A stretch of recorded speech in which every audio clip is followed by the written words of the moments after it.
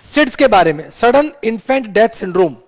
Question है sudden infant death syndrome के बारे में। इसका एक नाम और होता है, आप लोगों को पता होगा। देखो इसका दूसरा नाम होता है सिड्स का कॉट डेथ। क्या बोलते हैं इसको? Cot death. और कॉट डेथ का मतलब क्या है कि जब बच्चा सो रहा होता है रात को, ठीक है, तब हम कह सकते हैं कि बच्चे की डेथ हो जाती है।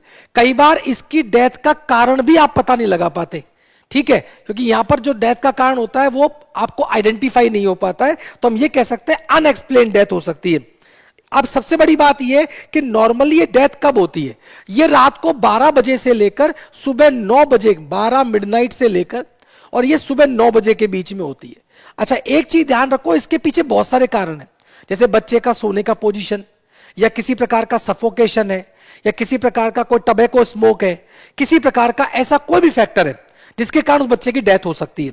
तो यहां पर सबसे इंपॉर्टेंट चीज आप कहेंगे कि आप किस तरीके से, जैसे ओवर हीटिंग हो गई, हीटर चला रखा है, किसी प्रकार का टबैको स्मोक, मतलब इस प्रकार की चीजें, तो उसको रोकने के लिए सबसे बड़ी बात है कि placing the infant on their back for sleep.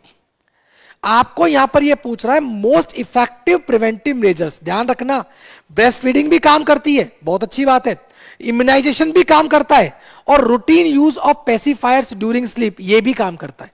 लेकिन सबसे इंपॉर्टेंट जो पेसिफायर का यूज होता है, इसका मतलब है कि आप उसको प्रिकॉशनली यूज करें।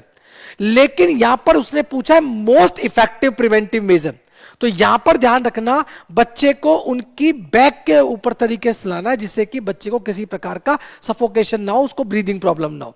और इसीलिए आपका आंसर यहां पर क्या आएगा? सी।